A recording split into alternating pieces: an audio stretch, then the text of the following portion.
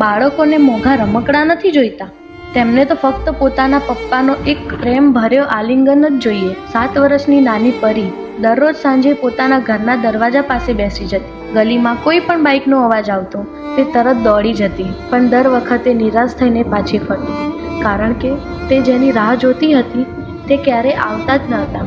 પરી પોતાના દાદા દાદી સાથે રહેતી. તેમની મમ્મી ઘણા સમય પહેલાં પિયર ચાલી ગઈ હતી. ઘરમાં રોજના ઝઘડા અને દુઃખથી કંટાળીને તેણે અલગ રહેવાનો નિર્ણય લીધો હતો. પરીના પપ્પા દારૂના વ્યસનમાં જોડાયા હતા. ક્યારેક દિવસો સુધી ઘરે જ ન આવતા અને જ્યારે આવતા ત્યારે પણ પોતાની દીકરી સાથે 2 પ્રેમભર્યા શબ્દ પણ નહોતા બોલતા.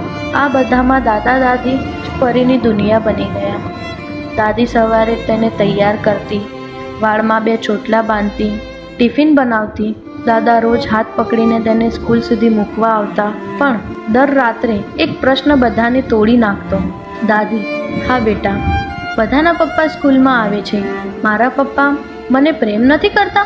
દાદીના ગળામાં શબ્દ અટકી ગયો. તેઓ માત્ર એટલું જ કહેતા: બેટા, તારા પપ્પા એક દિવસ જરૂર આવશે. પછી દાદી રસોડામાં જઈને ચૂપચાપ રડી પડતા. એક રાત્રે દાદા આંગણામાં બેઠા હતા. તેમણે ધીમેથી કહ્યું: આજે આપણે છીએ તો પરી હસે છે, પણ કાલે આપણા પછી તેનું શું? દાદીની આંખમાંથી આંસુ વહેવા લાગ્યા. મને મારી ચિંતા નથી, મને તો એ ડર લાગે છે કે આ નાની દીકરીએ ક્યારે પપ્પાના ખભા પર બેસવાનું સુખ મળશે કે નહીં મળે. સમય પસાર થયો. એક દિવસ સ્કૂલમાં ફેમિલી ડે હતો. બધા બાળકો પોતાના મમ્મી પપ્પા સાથે આવ્યા હતા, પણ પરી પોતાના દાદા દાદીનો હાથ પકડીને ઊભી હતી. એક બાળક બોલી ગયું: આ તો તારા મમ્મી પપ્પા નથી. પરી થોડી વાર ચૂપ રહી, પછી હસીને જવાબ આપ્યો: ના, આ મારા ભગવાન છે. જ્યારે બધા મને છોડીને ગયા ત્યારે આ બંને જ મને મોટી કરી, આમને મને ના છોડી. આ વાત સાંભળીને આખો હોલ શાંત થઈ ગયો. પાછળ ઊભેલા દાદા દાદી રડી પડ્યા.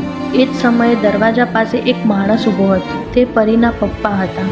ઘણા મહિનો પછી તેઓ પહેલીવાર દીકરીને જોવા આવ્યા. તેમણે પોતાની દીકરીના મોઢા સામે જોયું અને કહ્યું કે હવે તે જીવનમાં દાદા દાદી જ બધું છે. એમની આંખો સતત આંસુથી વહેવા લાગી. તેઓ ધીમે ધીમે આગળ વધ્યા. પરી સામે ઘૂંટણીએ બેસી ગયા. કંપતા અવાજમાં કહ્યું: બેટા, મને માફ કરી દે. પરી એક જ પ્રશ્ન પૂછ્યો: પપ્પા, આજે તો તમે મને ગળે લગાવી શકશો ને? એ માણસ ફૂટી ફૂટીને રોયો. તેણે પોતાની દીકરીને પહેલીવાર છાતીએ લગાવી. પાછળ ઊભેલા દાદા દાદી આકાશ તરફ જોઈને કહ્યું: હે ભગવાન, આજે અમારી પૌત્રીને તેના પપ્પા મળી ગયા.